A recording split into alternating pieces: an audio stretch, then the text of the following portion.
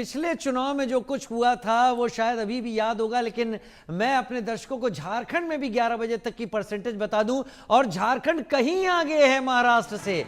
31.37% voting हो गई 11 बजे तक। गिरिडीह में 11 बजे तक 31.56% लोगों ने वोट डाला है। दुमका में 11 बजे तक 33.05% लोगों ने वोट डाला है। झारखंड महाराष्ट्र से कहीं आगे निकलता हुआ सुबह 9 बजे तक भी था, और अब 11 बजे भी 31.37% वोटिंग। ज्यादा वोटिंग होने का मतलब कई बार मामला बदल भी जाता है। लेकिन रचना, यहाँ पर ये चीज जरूर देखनी होगी, ये संथाल का इलाका है, 38%। यहीं पर बीजेपी ने डेमोग्राफी चेंज की बात को जोर शोर से उठाया था कि वहां की डेमोग्राफी चेंज करने की बात की गई।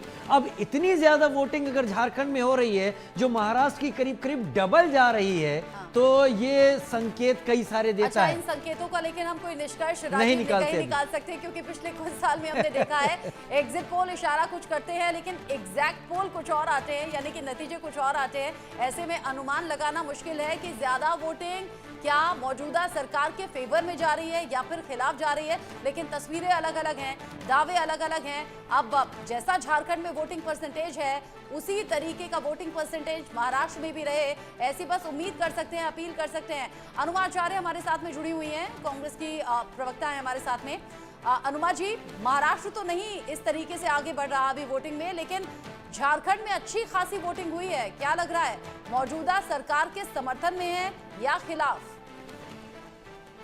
देखिए, झारखंड में जो भारतीय जनता पार्टी ने बटेंगे कटेंगे वहां भी करने की कोशिश की, वहां बोल दिया कि आपके यहाँ, क्या आपको मेरी आवाज अब आ रही है पूरी? जी अब आ रही है, जी, तो जो इस तरह से कह दिया कि वहां पर बहुत सारा इन्फिल्ट्रेशन हो रहा है, उन सब चीजों को हम देखेंगे कि चुनाव खारिज करेगा। बहुत साफ ये कहना चाहती हूं मैं कि जो आदिवासी जिन्होंने पहले भी जिस तरह से अभी जो झारखंड मुक्ति मोर्चा को पहले वोट दिया था, उसी तरह से वो 14 की 14 सीट वो फिर से उनको हम प्राप्त करेंगे, इंडिया गठबंधन को मिलेगा। महाराष्ट्र के बारे में एक बात कहूंगी, मैं बहुत देर से सुन रही थी कि आप शिवसेना शिंदे की एक प्रवक्ता को लगातार अपने इस पूरे प्रोग्राम में 20 मिनट से ज्यादा का समय दिया है, पर मैं ये कहना चाहती हूं कि आप कैसे एफडीआई की बात कर रहे हैं, आप जो बातें कर रहे हैं वो कहीं पर भी सब्सटैंशिएट नहीं होती हैं। ठीक चुनाव के पहले 10,000 करोड़ के एक प्रोजेक्ट का ग्राउंड असणारा व्यक्ती जे डॉक्टर बाबासाहेब आंबेडकरांनी आम्हाला जे संविधानाचा हक दिला आणि ते हक बजावत असताना की आम व्यक्ती सुद्धा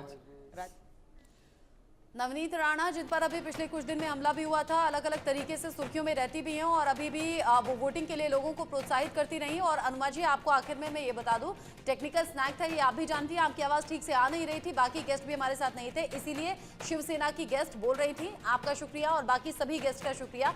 वक्त एक छोटे से ब्रेक का हो गया है।